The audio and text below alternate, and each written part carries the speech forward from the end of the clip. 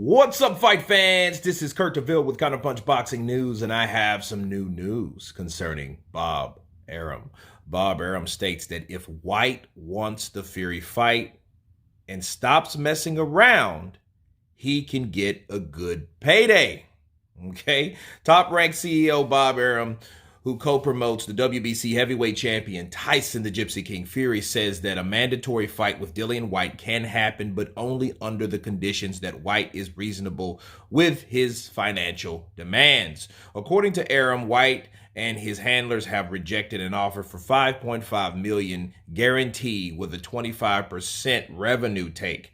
Whyte, per Arum, is demanding no less than an 8-figure sum for the contest.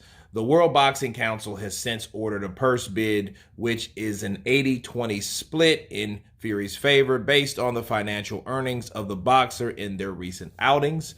I'm quite sure if you guys know, but know this. Whyte is appealing that the WBC's ruling on the split. The purse bid is scheduled to take place January 18th. Outside of Whyte's appeal, the British boxer has an ongoing legal fight with the sanctioning body, and they are reportedly heading to an arbitration in the month of March. However, Arum is willing to do things out before, or to work things out before the purse bid. If he wants to fight and stops messing around, he can get a good payday and prove that he is a world-class caliber by taking on Fury. We'd like to do that fight. It's a good fight in the UK, Arum told Sky Sports. Whyte should sit down with myself and Fury's UK promoter, Frank Warren, and work out a deal for a guarantee, and we'll get this show on the road. Come to the table and let's see if we can carve out a deal. Those are the words of Bob Arum. Let me counterpunch. I feel that Bob, at this point, by reading that, I feel that he is understanding the legitimacy of Dillian Whyte. Okay, you notice where he's already said it. UK, yeah, that'll be a good fight in the UK. You know why it'll be a good fight in the UK? Because Dillian Whyte is a British fighter. He's from the UK by way of Jamaica, right?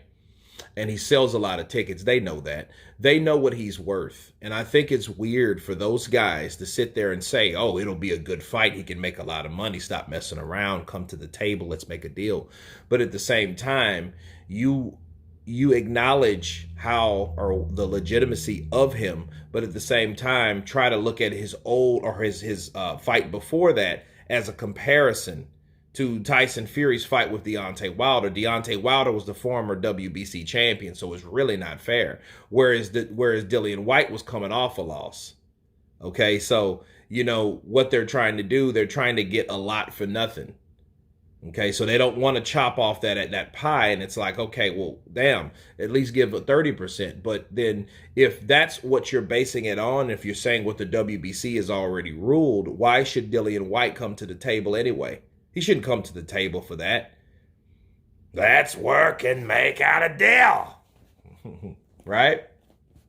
Well, why would he do that if that's what you're telling him? Like, hey, you stop messing around, but you know, obviously they want that fight. And then that's their way of saying, we want that fight. We want that fight, but we want it under certain conditions. Okay?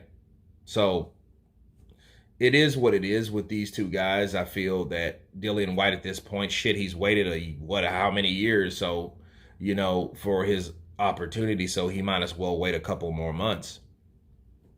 Okay, so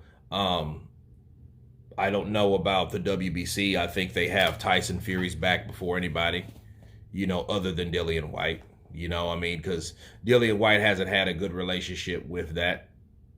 And I think also, in closing, the reason why another reason why Bob Arum wants that to be done without the purse bid, because there's no guarantee that ESPN will win the purse bid.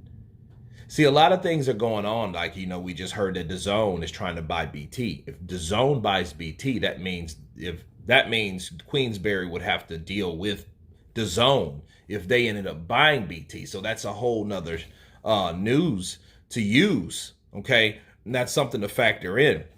if they know, hey, stop messing around, let's get this fight done, they don't want it to go to purse bids. And it's a reason why. Okay, because they might end up losing, just like Teofimo Lopez and Gambosos. Okay, Lopez is an ESPN fighter. Okay, and it just shows you what Bob Arum wasn't willing to do for Teofimo Lopez. Okay, and then he got mad at Eddie Hearn because Eddie Hearn bid more money than him. And he took that personally, and I don't understand why. Just stop being cheap. Okay, wake up and understand that it is 2022. It's not 1989 or 1973 or 2001. Those years are over. Okay, those were decades ago. Okay, so I think that Bob Arum needs to wake up, smell the coffee of a fresh new world, and understand that currency changes and value changes in that currency. So he needs to get with it. So if you have an interim champion, you have to respect him as that champion. Okay, but most importantly, the WBC has to. So if the WBC hasn't, then again, why should Bob? But anyway, you guys tell me what you think of Bob Arum's comments and suggestion towards Dillian Whyte to sit down and make a deal out with him and Frank Warren. Of course, please subscribe. Tell me what you think. And you guys been Counterpunch. Peace.